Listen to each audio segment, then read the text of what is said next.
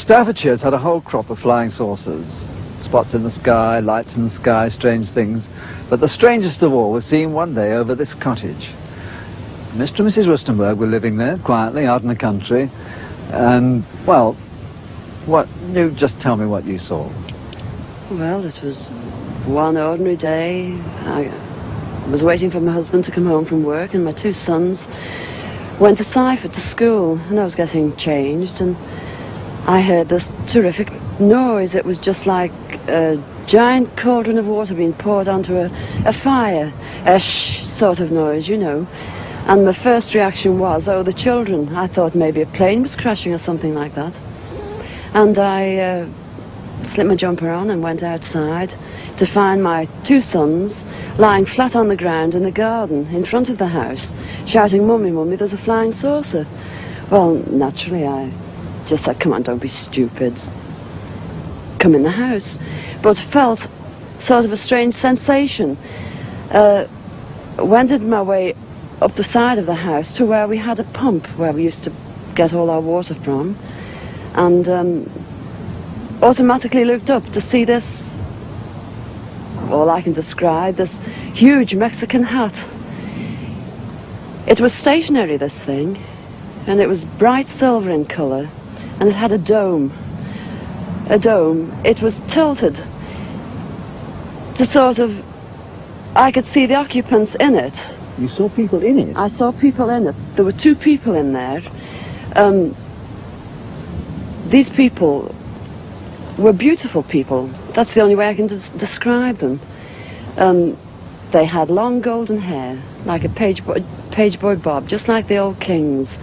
You used to see photographs of the old kings. And the colour of the hair was golden. Now, I was really... What were they dressed in? They had a sort of a polo neck jumper affair, like a ski top suit, in pale blue.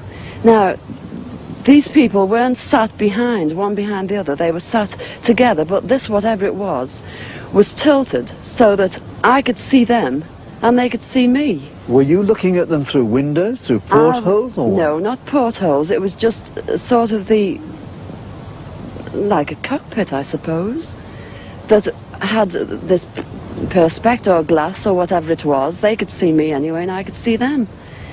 And they had beautiful faces. I shall never forget their faces as long as I live. Their foreheads seemed to be a bit larger than, you know, the bottom of their faces as normal people you would expect to see. But maybe this was just whatever they had round their heads, which was like a transparent fishbowl. And they just looked, and I was absolutely paralytic with fear. I couldn't move, although my mind was ticking over. And they looked so sympathetic that I was just mesmerized for what seemed to be, ages, but it could have only been seconds. And I turned to sort of look down at the boys, was unaware that they were with me because I was so absorbed. And the next thing, I looked up and it was gone. How low had it been? It had been the height, I couldn't tell you. But the house that you've seen, it was just on top of the roof. It was hovering on top of the roof. How big was it compared with the size of the house? It swallowed the whole circumference of the roof. I couldn't see, the roof was completely blotted out. The chimneys I couldn't see. All I could see was this massive object that I described as like a Mexican hat without the bubbles. And then it flew away sideways or upwards? No, I didn't see. I just looked up and it had gone. But I assume it went straight up, because for a short while after in the sky I looked around and I said to my two boys, "Where, can you see anything? Can you see anything?" And they said, "There it is, Mum," and they pointed up, and I watched it. It was just like a little cotton reel in the sky, and it circled us 3 times. It went round 3 times, and then it just shut off, and that was it. When I started to analyse myself afterwards, I feared that I might have had an hallucination, but then I knew I hadn't had, because my sons were so sure about what they'd seen and what I'd seen.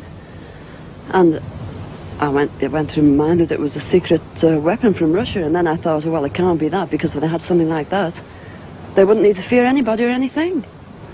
Were you scared by it? Did you run Oh, indoors? I was petrified. I couldn't move. I couldn't move a muscle. I was paralyzed with fear. But now I wouldn't be. Because now, when I look back, you know, I think, what an amazing thing to have happened, and for me to have seen it. And when your husband came home, where were you?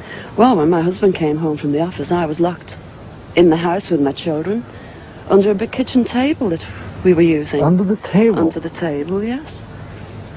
It's funny now when I look back, you know, it sounds absolutely ridiculous, but this is the truth. This happened. And that's it. We were ridiculed. It was very embarrassing at the time, and people, they possibly thought, oh, she's a nutter. But, you know, who cares?